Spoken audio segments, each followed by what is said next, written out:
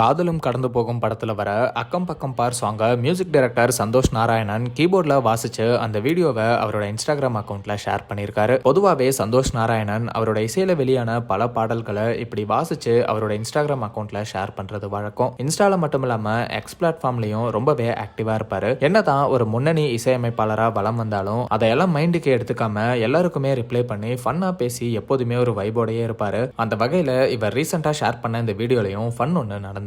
இப்போ அதுதான் social media முழுக்க வைரல் ஆயிட்டு இருக்கு. இசை புயல் ஏ ரஹ்மான் சார் சந்தோஷ் நாராயணனோட இந்த வீடியோல கூல் காட் சனா அப்படின்னு கமெண்ட் பண்ணிருக்காரு. அந்த கமெண்ட்க்கு சந்தோஷ் நாராயணன் எப்போதும் போல ஃபன்னா ரிப்ளை பண்ற விதமா நன்றி சார் மீன்ஸ் அ லாட், அடுத்த வாரம் ஒரு கேம் கிரிக்கெட் போடுவோமா அப்படின்னு கேட்டிருக்காரு. சந்தோஷ் நாராயணனோட இந்த ரிப்ளைக்கு மக்கள் பலரும் ஏ ரஹ்மான் சார் கிட்டேயே உங்க குசும்ப காட்டுறீங்களே சனா, வேற லெவல் நீங்க அப்படின்னு கமெண்ட் பண்ணிட்டு வராங்க. ஏ ரஹ்மான் சாரும் யாரும் எதிர்பார்க்காத மாதிரி ஒரு கவுண்டர் கொடுக்கக்கூடிய ஆள்னு நம்ம எல்லாருக்குமே தெரியும். சனாவோட இந்த ரிப்ளைக்கு ஏ ரஹ்மான் சார் என்ன ரிப்ளை கொடுக்க போறாரு அப்படிங்கறதையெல்லாம் வெயிட் பண்ணி பார்க்கலாம். சந்தோஷ் நாராயணன் இப்போ நலன் குமாரசாமி இயக்கத்துல கார்த்தி நடிச்சிட்டு வர வாவாத்தியார் படத்துக்கும் மற்றும் கார்த்திக் சுப்ராஜ் இயக்கத்துல சூர்யா நடிச்சிட்டு வர ரெட்ரோ படத்துக்கும்னு இப்படி அண்ணன் தம்பின்னு இந்த ரெண்டு பேர்த்தோட படத்துலயும் ஒர்க் பண்ணிட்டு வராரு. இது மட்டும் இல்லாம ஏ ஆர் முருகதாஸ் இயக்கத்துல சல்மான் கான் நடிச்சிட்டு வர சிக்கந்தர் படத்துலயும் பேக்ரவுண்ட் ஸ்கோர் பண்ணிட்டு வராரு. இப்படி பேக் டு பேக் பெரிய படங்கள ஒர்க் பண்ணிட்டு வராரு. ஏ ரஹ்மான் சாரும் மணிரத்னம் சார் இயக்கத்துல கமல் சார் நடிச்சிட்டு வர தக் லைஃப் படத்துல பிஸியா ஒர்க் பண்ணிட்டு வராரு. சீக்கிரமே இந்த எல்லா படத்தோட அப்டேட்ஸும் பேக் டு பேக் வரும்னு நினைக்கிறோம். ஸோ வெயிட் பண்ணி பார்க்கலாம்.